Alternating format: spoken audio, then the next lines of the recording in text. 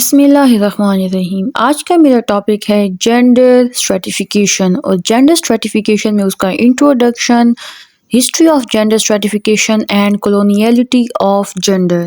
تو اسٹارٹ کرتے ہیں introduction of gender stratification. Gender inequality means that people are not treated fairly because of their gender.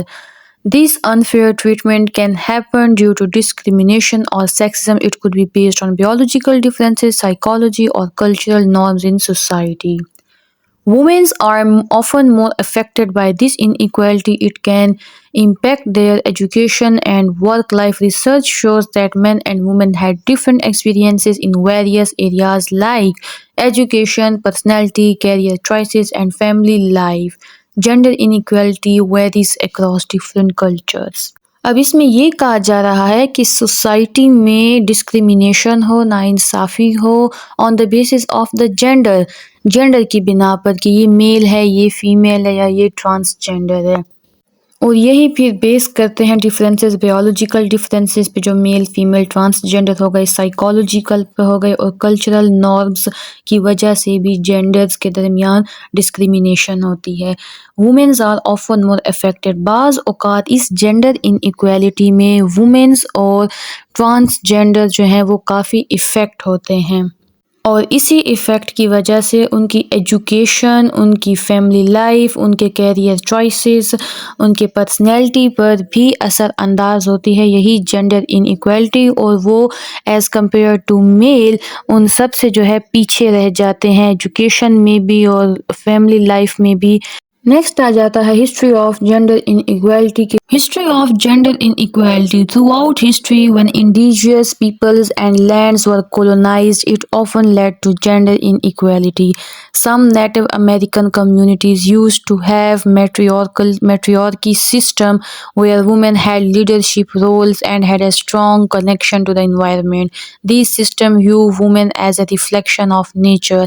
In some nations, clan membership was based on the mother's line, with men joining their wives' families. اب اگر history میں بات کی جائے تو history میں بھی جو کولونائزڈ ایریاز تھے، جہاں پر کالونیز تھی، وہاں پر بھی کافی جینڈر ان ایکویلٹی ہوتی تھی۔ اگر ہم امریکہ کی بات کی جائے تو وہاں پر امریکن کمیونٹیز میں میٹریارکل سسٹم ہوتا تھا۔ میٹریارکل سسٹم میں جو وومن ہوتی تھی وہی لیڈ کرتی تھی ساری فیملی کو، وہی وومن تھی وہ گھر کے کام بھی کرتی تھی، وہی وومن تھی جو کمانے بھی جاتی تھی اور اپنے گھر کو بھی پالتی تھی، بچوں کو بھی پالتی تھی۔ تو یہ میٹریارکل سسٹم تھا وہاں امریکہ میں۔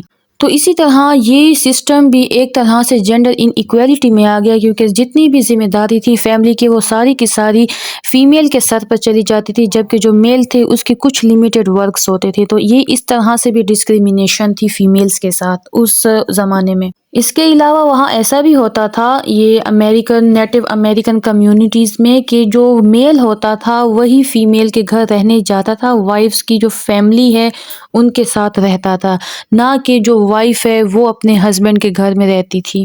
تو یہ اس وقت کا سسٹم کی بات ہے جب میٹریارکل سسٹم کی وجہ سے فیمیل کے اوپر بہت زیادہ بوجھ آ جاتا تھا، جبکہ میل کے اوپر اتنے زیادہ بوجھ وغیرہ نہیں ہوتا تھا فیملی کا۔ لیکن اگر آج کل کے زمانے میں دیکھا جائے، آج کل کے دور میں تو پیٹریارکی بہت زیادہ ہے۔ اگر آج کل کے دور کی بات کی جائے تو پیٹریارکی سے بھی کافی حد تک جو فیمیلز ہیں ان کے رائٹس کی وائلیشن ہو رہی ہے۔ ہر انسٹیٹیوشن میں، پولیٹیکل سسٹم میں جو ہے میل کی سیٹس زیادہ ہوتی ہیں، میل ہر جگہ پر ڈومیننٹ ہوتا ہے، تو مطلب دونوں سسٹم میں جو ہے فیمیل کے ساتھ ڈسکریمنیشن ہو رہا ہوتا ہے۔ تو کچھ ایسا ہونا چاہیے جس میں میل اور فیمیل کی ایکویلٹی ہو، بیکاز ان دونوں سسٹم سے، میٹریارکل سسٹم سے اور پیٹریارکل سسٹم سے، فیمیل ہی سفرڈ ہو رہی ہیں۔ نیکسٹ آ جاتے ہیں coloniality of gender. What is The idea of coloniality of gender, developed by Maria Lugones, look at how European colonialism affected and forced European ideas about gender onto indigenous people in the Americas. It shows that gender cannot be separated from the effect of colonialism.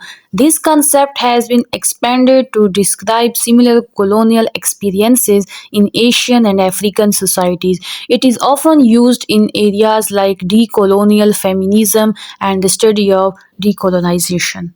اب یہ terminology کولونیلٹی of gender یہ develop کی ماریا لیگیونس نے، اور اس نے high light کیا کہ کس طرح آج بھی امریکہ کے جینڈرز میں یورپین کولونیلزم کا ایفیکٹ ہے، کیونکہ یورپین کولونیلزم نے امریکہ میں بہت زیادہ پیٹریارکی کو سپورٹ کیا تھا، پروموٹ کیا تھا، اور سبارڈینیشن آف وومن کی تھی، کافی وومنس کو سبارڈینیٹ کیا تھا۔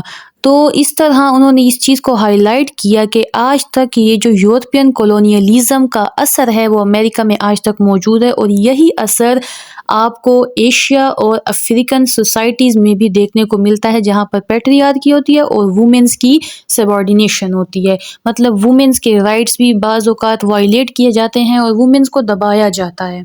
اور اسی کولونیلٹی آف جینڈر کو مد نظر رکھتے ہوئے ڈی کولونیل فیمینزم جو ہے وہ وجود میں آئی، جس کی ایم یہ تھے کہ کس طرح یورپین کولونائزیشن کی وجہ سے جو ہے وہ فیمیلز سفر ہوئی ہیں، فیمیلز کی رائٹ وائلیٹس ہوئی ہیں، اور اسی کی وجہ سے ڈی کولونیل فیمینزم وجود میں آئی ہیں۔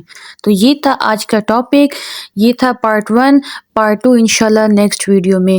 Thank you so much, video کو لائک کر دیجیے گا اینڈ سبسکرائب کر دیجیے گا چینل کو۔ اللہ حافظ۔